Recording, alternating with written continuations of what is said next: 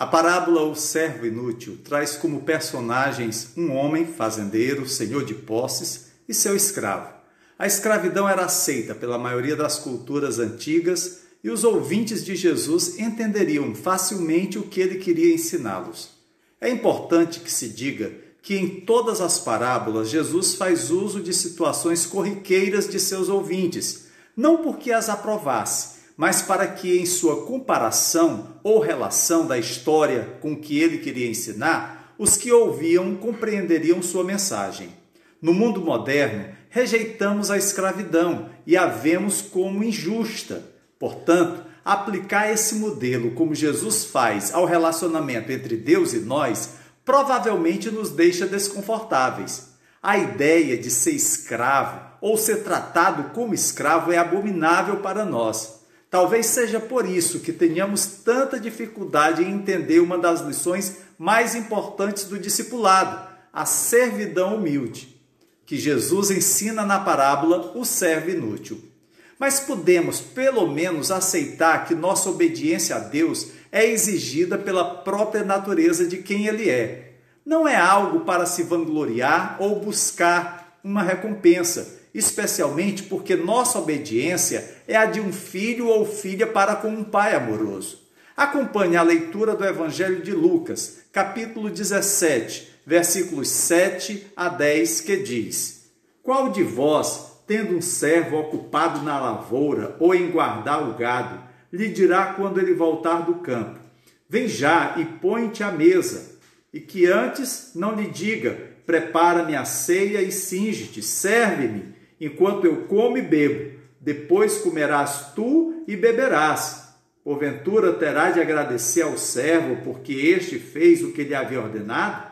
Assim também vós, depois de haverdes feito quanto vos foi ordenado, dizei: somos servos inúteis, porque fizemos apenas o que deveríamos fazer. Quero iniciar fazendo duas perguntas. Primeira, o mestre convidaria o servo a sentar e comer? E segunda, o mestre agradeceria ao servo por seu trabalho?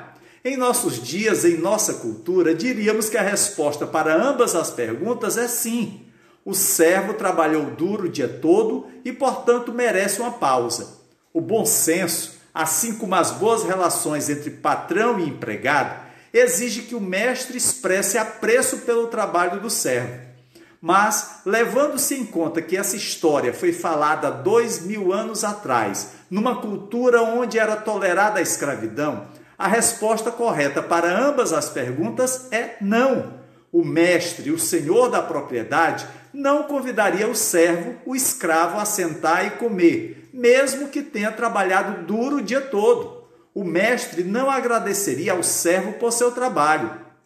À luz das leis trabalhistas modernas, muitos leem essa parábola como injusta e mesquinha. No entanto, devemos lembrar que as parábolas não devem ser aplicadas em todos os detalhes. Ao dizer esta parábola, Jesus não está endossando a instituição da escravidão, nem está concordando com práticas trabalhistas injustas. Antes, ele está nos ensinando algo sobre discipulado. O foco da parábola está em como seguir e servir ao Senhor Jesus. Na parábola, o Senhor Jesus começa seu ensino com uma pergunta: qual de vós, tendo um servo ocupado na lavoura ou em guardar o gado, lhe dirá quando ele voltar do campo: Vem já e põe-te à mesa? É óbvio que Jesus espera que seus ouvintes digam não. Não convidarei meu servo, meu escravo, para comer comigo depois que terminar um dia de trabalho. Em vez de convidar o servo para comer com ele, o mestre, o Senhor, diz: Prepara-me a ceia, cinge-te e serve-me, enquanto eu como e bebo. Depois tu comerás e beberás. Esta resposta reflete a vida e os padrões do comportamento do Oriente Médio durante os dias de Jesus na Terra. Naquele tempo e lugar, a relação entre mestre e servo é conhecida por todos. O mestre tem autoridade e o servo deve aceitar e ser obediente a essa autoridade. O mestre governa e o servo realiza as tarefas. Essa era a realidade daqueles dias. O servo de nossa parábola tinha muitos deveres: arar o campo, plantar a semente, colher a produção, alimentar o gado, limpar a casa, cozinhar a comida, pôr a mesa, servir ao mestre sua refeição. O que quer que o mestre quisesse, o servo tinha que obedecer. Ele não tinha escolha, não tinha liberdade. Em troca de sua obediência, o servo recebia a segurança, o alimento e um local onde morar. O mestre tinha o dever de suprir as necessidades de seu servo. Assim, em troca de lealdade, obediência e trabalho duro, o servo tinha garantia de vida, segurança que de outra forma ele não teria por ser um escravo. Lembre-se, Jesus está nos ensinando algo sobre discipulado. O foco da parábola está em como seguir e servir ao Senhor Jesus Cristo. Desse modo, devemos ver Jesus como o Senhor, o Mestre, e nós como seus servos ou escravos. Devemos lembrar nós mesmos que um discípulo de Jesus é escravo de Jesus. Paulo, escrevendo aos Coríntios, disse: vocês foram comprados por alto preço, e aquele que era livre quando foi chamado é escravo de Cristo. Paulo está afirmando que os homens livres na sociedade, quando chamados por Jesus, passam a ser seus escravos. Vocês foram chamados para servir Jesus, logo são seus escravos. Essa é a conclusão de Paulo.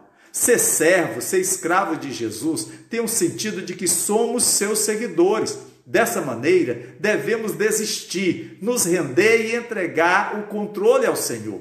Isso significa submissão, obediência, dependência. Mas alguém pode dizer: e a minha liberdade? Eu tenho meus direitos. Deus tem que pedir minha permissão. No entanto, Deus não nos deve nada. Em vez disso, devemos tudo a Ele.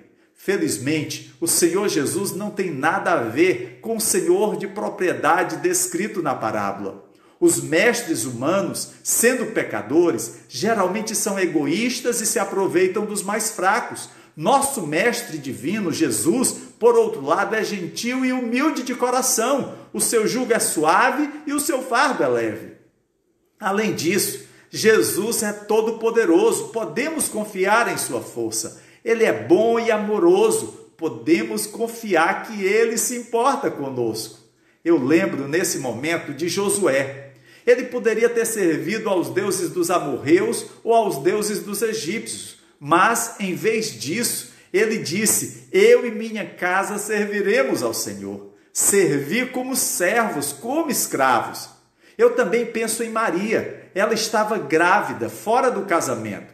Ela poderia ter se revoltado contra a condenação dos seus parentes e a rejeição do seu marido. Em vez disso, ela disse: sou serva do Senhor, que aconteça comigo conforme a sua palavra. Josué e Maria se submeteram às exigências do seu Senhor. As Escrituras dizem muito sobre os discípulos como escravos. Jesus disse: nenhum escravo pode servir a dois senhores, e nenhum escravo é maior do que o seu senhor. O título favorito de Paulo para Jesus é Senhor, Mestre. E seu título favorito para si mesmo é servo, escravo. Isso não contradiz o que lemos em outras partes das Escrituras. No livro de Hebreus, lemos que Jesus não se envergonha de nos chamar de irmãos. Falando aos discípulos, Jesus declara: já não os chamo servos, porque o servo não sabe o que o Senhor faz. Em vez disso, eu os tenho chamado amigos. E ele mesmo, Jesus, se vestiu de escravo e lavou os pés de seus discípulos, mesmo sendo Senhor e mestre deles. O fato é que a Bíblia usa várias maneiras diferentes para descrever nosso relacionamento com Cristo. Hoje, através dessa parábola, somos informados de que Ele é o Mestre, o Senhor, e nós somos seus escravos. No versículo 9, Jesus faz uma segunda pergunta: o Senhor terá de agradecer ao servo, porque este fez o que lhe havia ordenado? Em outras palavras, ele recompensaria o servo, porque ele fez o que tinha por obrigação a fazer? Depois de todo o trabalho do servo no campo e na casa, o mestre lhe deve alguma coisa? Ele tem direito a algum mérito? O Senhor está em dívida com o servo porque ele cumpriu suas ordens? Quando um servo, naquele tempo e lugar, faz o que lhe é ordenado, o mestre não deve a ele nenhum favor ou mérito especial. O servo está apenas cumprindo o seu dever e não pode esperar uma recompensa. É nesse momento que Jesus lança para os discípulos, incluindo eu e você, uma constatação. Assim também vós, depois de haverdes feito quanto vos foi ordenado, dizei, somos servos inúteis, porque fazemos apenas o que devíamos fazer. Por servos inúteis, as Escrituras definem como servos a quem nada é devido, servos que não esperam e não podem esperar um agradecimento. Quando fazemos o que Jesus nos diz para fazer, quando seguimos o Mestre, não podemos esperar recompensa, pois a recompensa, quer seja nesta vida ou na eternidade, é um presente de Deus, é pela graça, não é mérito nosso. Nós, escravos, nada merecemos quando cumprimos nosso dever. Não merecemos nada quando obedecemos aos mandamentos do Senhor Jesus. Não merecemos recompensa por seguir a Cristo e, principalmente, não merecemos a salvação. É totalmente um presente da graça de Deus. Jesus é o Mestre, você e eu somos escravos dele. Cristo não pergunta nossa opinião sobre onde servir, não pergunta nossa opinião sobre o momento do nosso serviço ou sobre o que gostaríamos de fazer, muito menos sobre quando seguir em frente ou quanto tempo ficar. Ele é o Mestre, o Senhor, nós somos os servos, os escravos.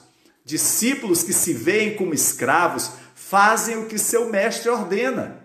O nosso papel não é questionar o custo, a inconveniência ou o risco. É ouvir o mestre e obedecer à sua vontade. Aquele servo da parábola tinha muitas incumbências. Do mesmo jeito, o Senhor nos designa muitos deveres. Um de nossos deveres como servos do rei é fazer o que é bom, correto, puro e admirável. Durante a ocupação nazista da França, os moradores da pequena vila protestante de Le Chambon arriscaram suas vidas para ajudar 5.000 adolescentes e jovens judeus a fugir para a Suíça. Quando mais tarde perguntaram por que haviam se comprometido tanto para salvar estranhos, sua resposta foi simples: eles não podiam ficar indiferentes e assistir os inocentes morrerem. Era seu dever dado por Deus resistir ao mal e fazer o bem. Também precisamos lembrar que servimos apenas o Mestre. Antes de tudo, não vivemos para agradar as pessoas ao nosso redor. Nós não precisamos satisfazer seus desejos. Nosso primeiro objetivo na vida é agradar o Mestre, o Senhor Jesus Cristo. Servimos apenas a um Mestre e o nosso chamado é agradá-lo.